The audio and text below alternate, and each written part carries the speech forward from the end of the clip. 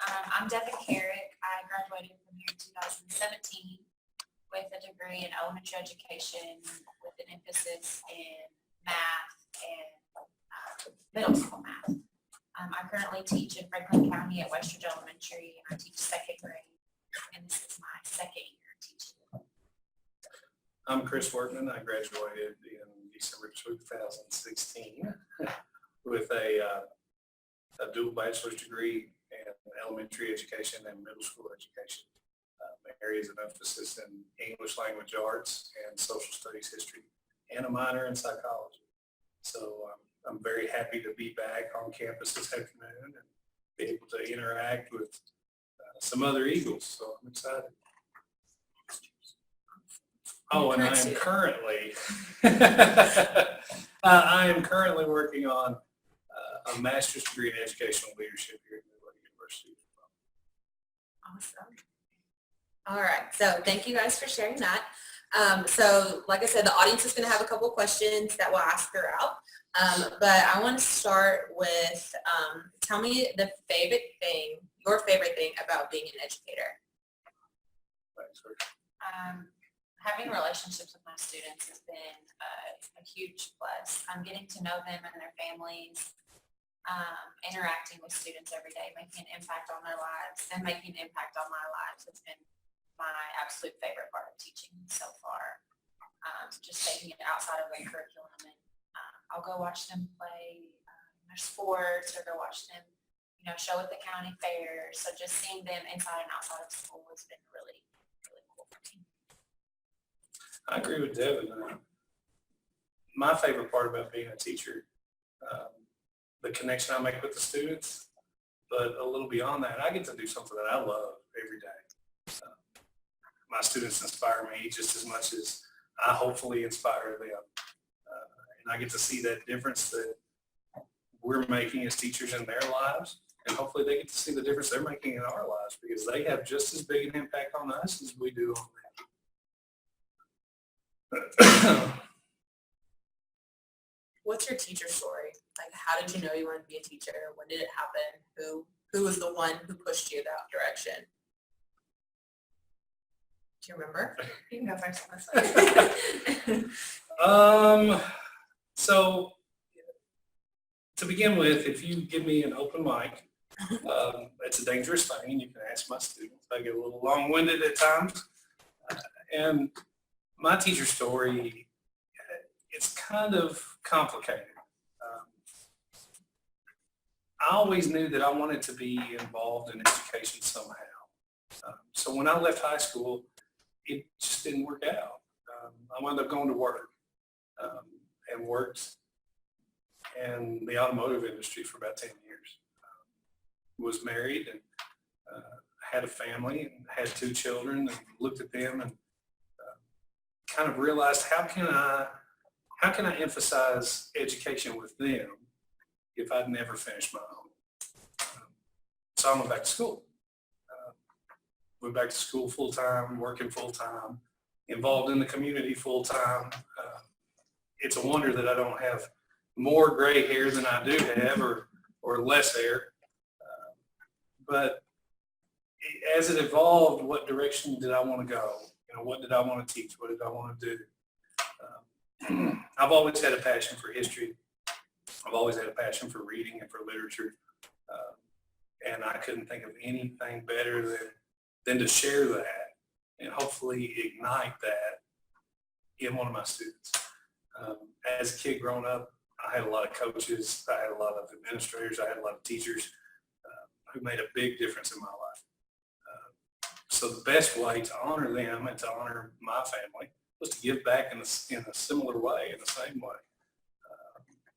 And I had 2 teachers specifically who they pushed that love for history, and they really fanned those flames. So every time I give out an extra assignment, or we do an activity where the kids kind of, they're having fun, but they're getting seasick, or they're having fun, but it's too hot, or whatever the case may be, they have those teachers to blame, because that's where I got it from. So that's my long, drawn out teacher story, my complicated teacher story. But, really, if it wasn't for my family and it wasn't for the sacrifices that they made, my wife and my kids, I wouldn't be here today. I wouldn't be nearly as successful. And I wouldn't be the kind of teacher that I am in the classroom without them. So my story is, I hope it's not cliche, but it's true. I wanted to be a teacher ever since I was little. I remember playing school with my sister and I had to be the teacher every single time. And I had a little chalkboard set up in my room. My parents even bought me a classroom desk. And that was the best thing ever. My sister had a desk to sit at and I had a chalkboard to teach her all of her letters and her math. And then I started into elementary school and I got to experience what it was like to be a student and have teachers that influenced me to be a better person. My fifth grade teacher stood out particularly. He helped me through fifth grade and continued to carry that relationship with helping me with essays, recommendation letters, studying. So it didn't stop after I left elementary school. He helped me throughout and made me want to be a better student and a better educator and to make a difference in students' lives like he made in my life. So that's my teacher story. So the next question, if you can, pick what your best day on the job was so far. Actually, I'll go. All right. So I would say one day this week, maybe today, maybe today, yeah. So we have started a new math program in Franklin County called Eureka Math. I'm not sure if anyone's heard it. And they started it halfway through, like about 2 years ago. And it's very different than the way any of us learned math. So we're having to sit down and relearn how to teach this. And the data wasn't on our side at first, but this past week, every teacher, I sat down with PLCs with my principal today and showed her data, and it's like our data completely flipped in the positive direction. So it's good to see that things are carrying over, that we're really working hard on, because you will have days when you're teaching and you are working your tail off and it seems like it's not working. And those are the really hard days. But then you have days where it finally clicks and the students are finally understanding, and that just feels really good. And it's like a weight off your shoulders a little bit. So off the top of my head, that was a very good plus that happened this week. So, Can you tell us about what PLCs are? professional learning communities. So we have those once a week, and it's where you sit down with your team. So at my school, my team is me and the other second grade teacher. I know middle and high school teams are a little bit different, but we sit down and we look at data together on assessments, or we plan out a whole unit together, look at pacing, like where we should be teaching this certain math standard or this certain reading standard. Will you talk a little bit about the support that you get by being in the PLC? And then we'll come. Okay. So I like PLCs because being a second year teacher, I'm still learning a lot about the teaching profession and what it looks like to implement a lesson and what to do when you get an assessment or a test where a student has completely bombed it or they did excellent, because you have to do something with both of those students. So PLCs help me, like when my principal's in there, they can help support me on what to do, like the next steps for those students. So at the middle school level, PLCs kind of take on a different shape. We're very departmentalized.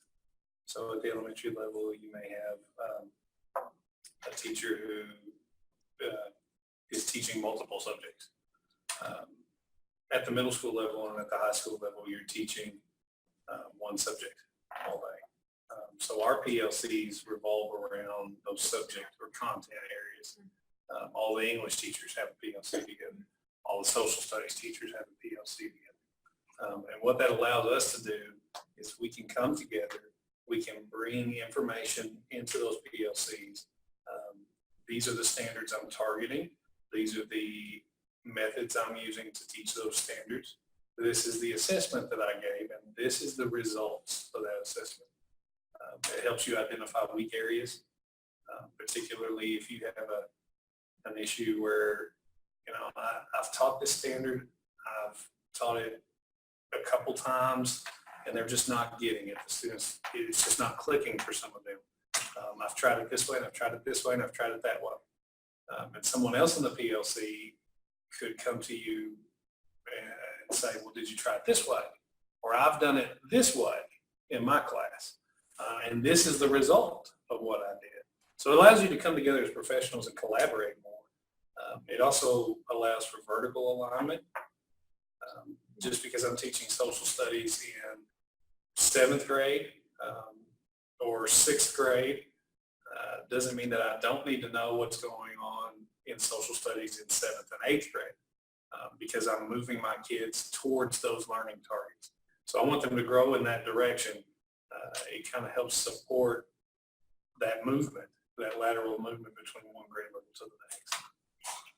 What was your best teaching experience? So my best teaching experience,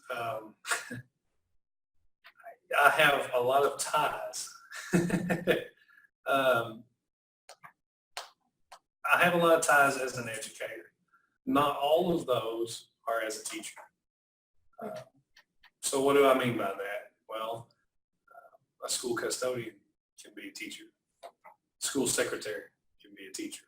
School bus driver can be a teacher. So one of the ones that rank up there is,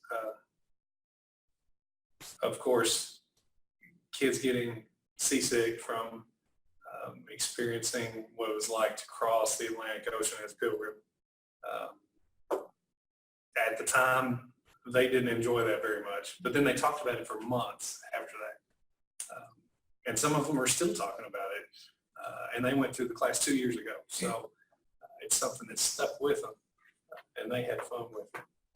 This past summer, we recreated different events from the Civil War with a history class that I was teaching over the summer. So they got to argue about the issue of whether Kentucky would go with the North or go with the South on the very floor in the old state capitol building that it was argued originally 150 something years ago. And then they got to experience what it would have been like to enlist in a Civil War army as a Civil War soldier, marching and fighting and all of the things, even sampling some camp food that Civil War soldiers would have sampled. So all of those experiences are great, but one that stands out comes from when I was a bus driver. So at the front of my bus, the bulkhead up on top was metal. And I went and bought a magnetic marker board and put up there, and I would do different inspirational quotes every day. And you could tell the kids were paying attention because when you would put up a name, you put up some singer that they were listening to, you didn't hear anything. And then I changed the quote and I put up Ralph Waldo Emerson, and you could hear whispers, Waldo. So they were reading it, and you could tell they were reading. A particular student, she gets on the bus, has a very difficult situation,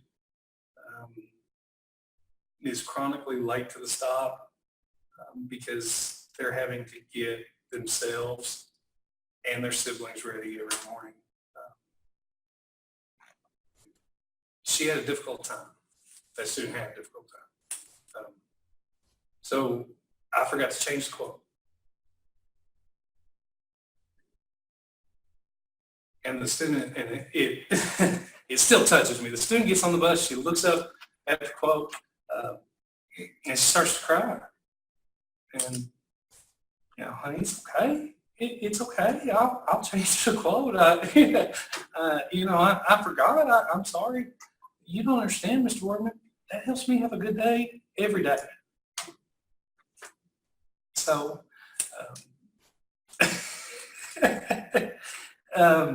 made me realize that I was making a difference. And that's what you do this for, is to make that difference. Ironically, one of the things that you don't get prepared for in student teaching and college classes, although Midway does an excellent job of preparing their college students, you don't get prepared for that.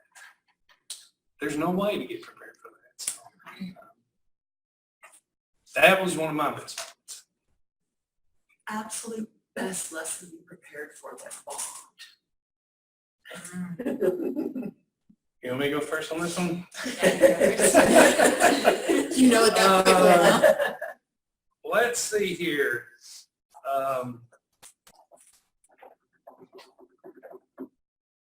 I had a great lesson prepared one time. It was a review lesson about regions and states and capitals. Go through this. We had some activities planned out. It was planned out on paper to the T. It was excellent looking. We're going to get into class. I was fully prepared for it to go really well because the content matter we had just moved from went pretty well, and I was riding on a high. So I come into class, and they didn't have that foundation to keep up with the lesson. So it wasn't that they had no clue what a state was, particularly. They just didn't match my ambitions. And as a first-year teacher, as a second-year teacher, as a 38-year teacher, you're going to have times when you plan out something and it looks perfect on paper, and you do it with this class, and man, it's great. You could film that and make training videos from it, and everything goes great. And then the next class comes in, and everyone's lost. You're pulling teeth. It just doesn't work out. That's one of the biggest pieces of advice that I could give any teacher at any point in their career, especially ones that are just now coming into the teaching profession. There are going to be times when you fail miserably. There are going to be times when you fall on your face. There are going to be times when you are absolutely terrible and you think you are the worst teacher to ever walk into a classroom. By the end of the day, you're just so stressed, you just want to go to a mountaintop and scream. But then the next day comes along, and you do have those moments, and you are making a difference, and you can see the students grow. You can see them getting excited. So it happens to everyone. Don't get frustrated or don't get disappointed because you tried something and it didn't work out. And don't think that you're alone in that, because you're not. I play an inspirational video every year at the beginning of the school year to my students, and it's all about falling forward. You're falling, but you're falling forward. That means you're getting back up and you're seeing what you're hitting so that you're moving over that obstacle, and you keep pushing onward and upward, and you keep trying. You don't fail. You don't give up. And that's kind of like teaching. You don't give up. You don't throw your hands up and, well, they didn't get it today, so they're just never going to get it. No, that's not the way it works. Try it in a different way. So now that I've talked forever. So my lesson, I didn't actually get to teach it. So I had planned to be observed one day, and my co-teacher and mentor this last year, my first year teaching, we planned this, what we thought was a beautiful lesson. It's going to be, because I was being observed and we had all the standards, and the kids working in groups. It was going to be more student-led and teacher-led and all of this. And then we go to our PLCs the day before I was going to be observed. And my principal asked, so what's your plan coming up for these next standards? And we explained the lesson a little bit. She didn't like it at all. Not at all. So I held it together in the PLC, and like my co-teacher could just see me like my anxiety just coming up.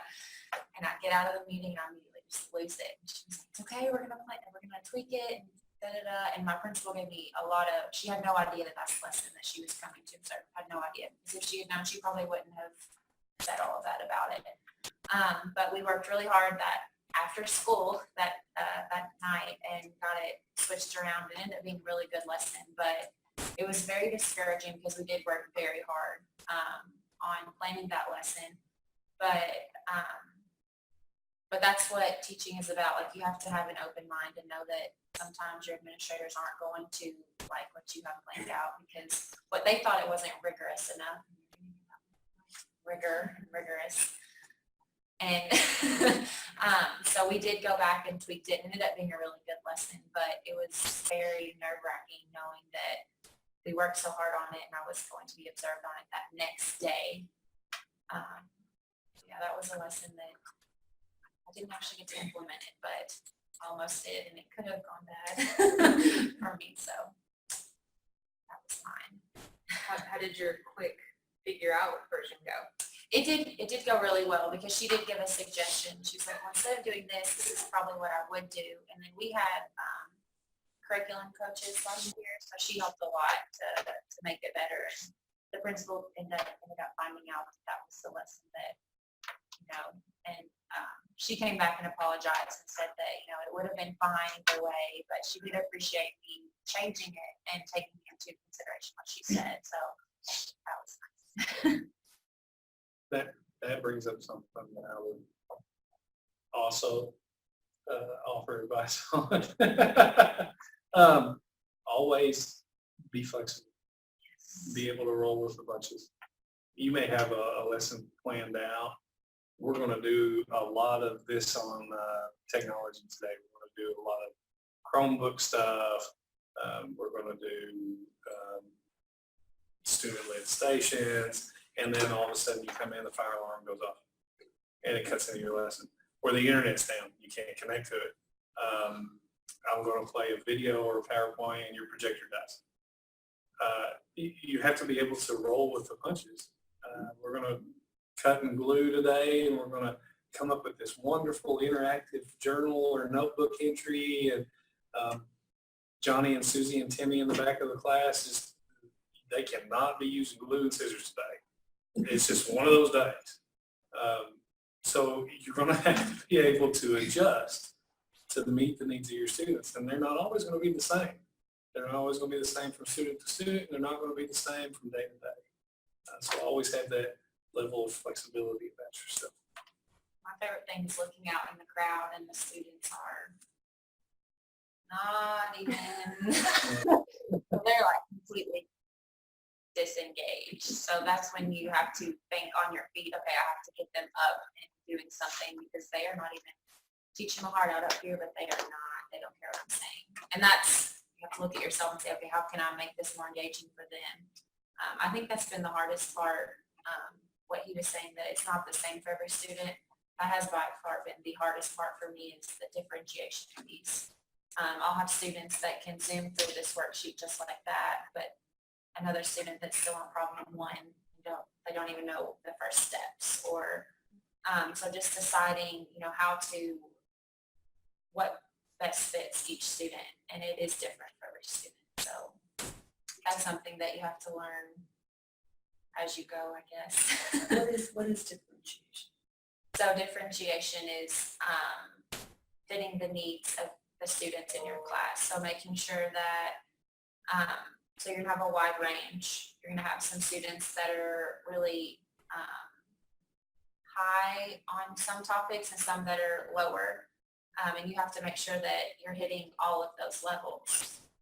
So that's differentiation, making sure that each student is, because even though a student may be advanced in something, you can't just let them sit there. You still need to push that student. And the students that are in the middle, that they get it, but they're not as high, like you have to push every student. So we want to see growth in every range. So I look at differentiated instruction as a key component to teacher and student success. You go into a classroom, someone who's not involved in education can go into a classroom and they see a room full of 25, 30 kids and a teacher, write on the board, do this worksheet. But all these kids are about the same age. They all look very similar. Therefore, they all learn very similar. And it's not like that. A classroom is a very diversified environment. You have students with different cultural, economic backgrounds, different challenges at home, most of which are beyond their control. Little Susie can't help it that mom can't pay the electric bill this week. So she doesn't have lights to do her homework by. Or Timmy lives with his grandparents and they don't know the first thing about the internet. So they don't have internet connection at home. So he can't get online and do his math assignment or his reading assignment because he doesn't have access to that. And then beyond that, you have students who learn better visually. You have students who learn better verbally or auditory. You have students who learn with a combination of that. That's how they learn best. You have students who learn by doing better than by listening. They have to do it and be shown how to do it. So one of the biggest challenges for any educator, for teaching in general, for education in general, is how do I meet the needs of 25 distinctly different individuals and still provide that common rigor, that common direction that you want them all to move in. And differentiated instruction allows for that. So it's not just read these 4 paragraphs, do those questions. Here's a worksheet, do that. It's a combination of different activities along with audio, video, visual clips,